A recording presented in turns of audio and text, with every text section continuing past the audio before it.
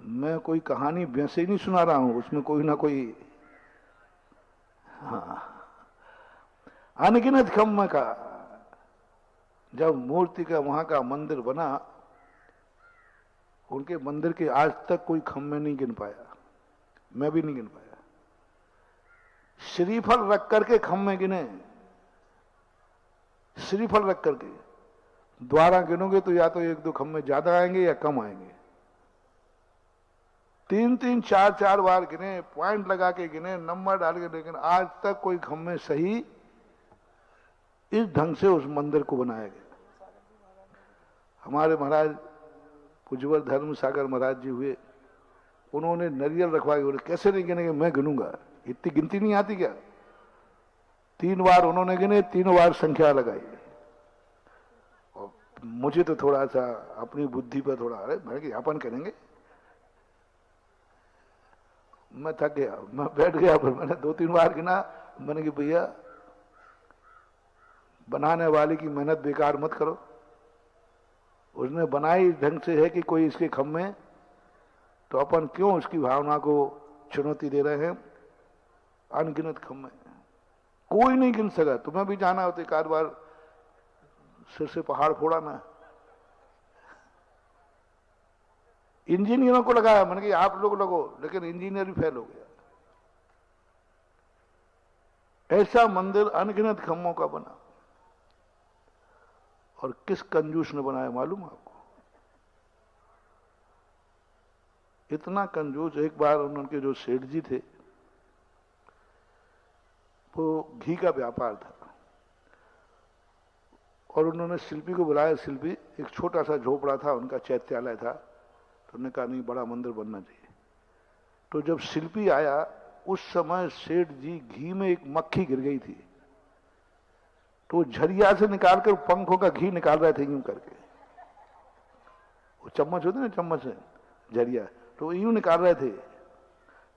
मक्खी में वो घी चिपक जाता ना, वो तो यूं यूं कर रहे थे। उसी समय शिल्पी आया, बोले ये मक्खी चूस, ये मक्खी चूस मंदिर बनाएगा क्या, खाक बनाएगा? ये तो मजदूरी भी देने वाला नहीं है। और ऐसे ही उसने कहा, सेठ जी, अब बोल तो सका नहीं कुछ भी। सेठ जी, मंदिर ऐसे ही नहीं बनेगा, बहुत महंगा मंदिर बनेगा। बोले कोई बात नहीं। बोले मंदिर बनेगा जहां जहां पिलर आएंगे, शिल्पी ने कहा, एक एक पीपा घी डालना पड़ेगा नींव में, पहले ये बताओ तो हम नक्शा बनाए। तो वो क्या कहते हैं नथमली, बोले मूर्ख, एक एक पीपा कह रहा है, 2-2 पीपा डाल। एक एक कह रहा है 2-2 डाल, भगवान के मन तो बताया तो सही कितना करना है। अब उसका दिमाग चकरा गया। जो व्यक्ति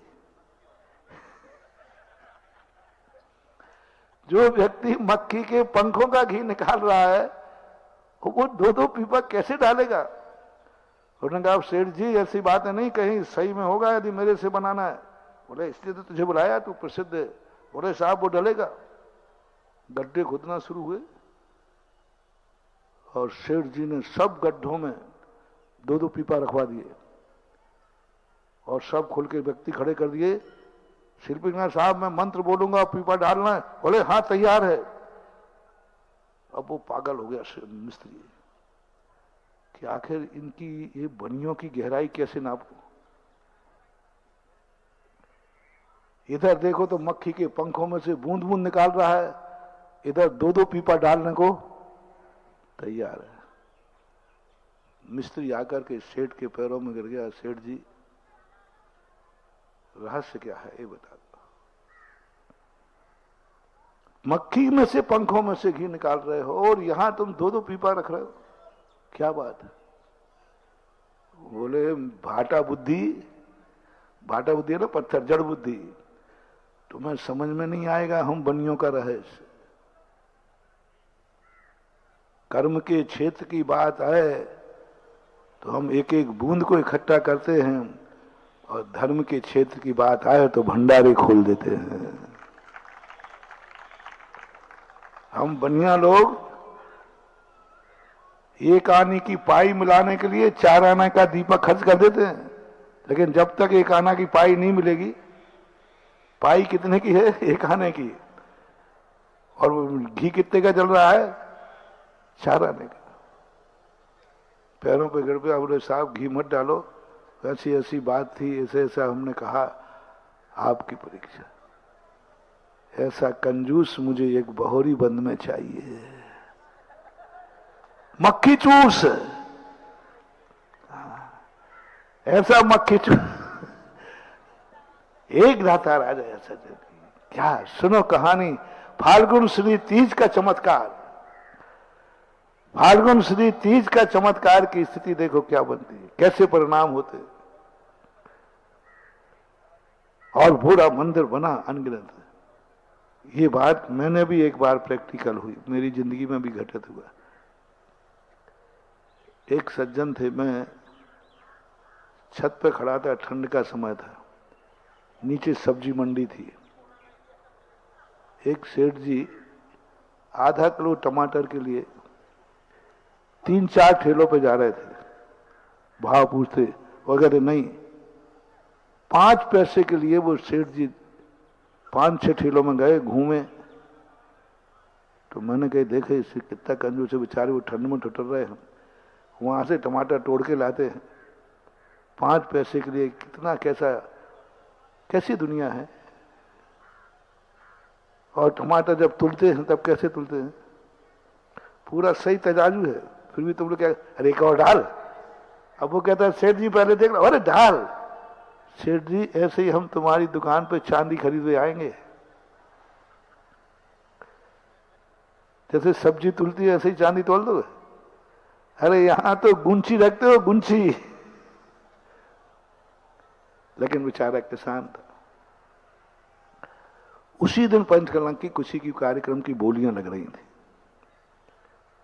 कैसे होते हैं जैनी, कैसे होते हैं जैनी बनिया, और बनिया कैसे होता है जैनी। समझना, बहुत शिक्षाप्रद संस्मरण आ गए आज। फाल्गुन सुदी तीज कहा और उनने हमसे कहा, फिर उन्होंने और बोली उनके नाम छूटी, लाखों की बोली। अब मेरी दृष्टि में तो वो सब्जी वाला बसा था। मैंने कहा ये तो वही है, ये तो वही है कंजूस खोपड़ी। इसने लाखों की बोली ले ली। अब मैंने उनके जो कमेटी वाले उनको बुलाया, मैंने कही इसको तुम जानते हो? बोले हाँ। मैंने कही ये बोली बोलता है तो पैसा दे तो देता है कि नहीं? कमेटी वाले, महाराज जी आप ऐसा क्यों कह रहे हैं? नहीं मैं पूछ रहा हूं, बोल तो देता है, इसका दिमाग तो ठीक है ना, पागल तो नहीं है, गर्मी तो नहीं चढ़ती इसको। क्या बताओ, गर्मी चढ़ के बोली ले रहा हो, क्या लेगा वो, खाक बोली लेगा। बोले महाराज जी आप ऐसा बुरा भाव क्यों कर रहे हो? ये हमारा वो सेठ है कि बोली टूटे या नहीं टूटे, जितनी बोली इसने बोल दी वो दान जरूर देता है। जैसे मान लो 5 लाख पे बोली टूटी और उसने 4 लाख तक लगाया था, तो बोली मिले या नहीं लगे वो 4 लाख देगा ही देगा। वो कहता मेरे मुंह से 4 लाख निकला है, मैं तो दूंगा चाहे बोली मिले या न मिले, ऐसा सेठ। और मैंने कहा कि वो गजब का है, वो बोली जो हर कार्य में दान देता है, इसके दान आए बिना हमारे कार्य शुरू नहीं होते, और आप ऐसा भाव कर रहे। मैं थोड़ा झेप गया, चुपचाप। फिर मुझे डाउट हुआ कि शायद डबल रोल हो, उसी शकल का दूसरा व्यक्ति हो। तो फिर मैंने बुलाया पूछने के बाद, मैंने कही दादाजी आप कल आज सब्जी लेने गए थे? बोले गया था। मैंने टमाटर लिए थे? बोले लिए थे। कितने ठेलों में? बोले 5-7 ठेलों पे घूमा था। मैंने क्यों? बोले 5 पैसा कम कराने के लिए। और मैंने कहा ये तो फिर वही है। फिर मैंने कहा भाई अब तू बैठ जा, मुझे कहानी बता कि वहां 5-5 पैसे के लिए तू 5 ठेले पे घूमा और यहां लाख रुपया ऐसे बढ़ता गया जैसे कोई। क्या जवाब दिया मुझे आज भी ध्यान आता है। बोले महाराज आप भूल गए, वहां वो पैसे को 5 रुपया जाना, वो पाप में जाना, वो बीड़ी सिगरेट पिएगा संसार बनेगा। संसार के कार्य में हम लोग एक एक पाई का हिसाब रखते हैं, और ये तो परमार्थ का कार्य, यहां क्या गिन के देना। परायों को गिन के रोटी खिलाई जाती है, अपनों को गिन के रोटी नहीं खिलाई जाती है।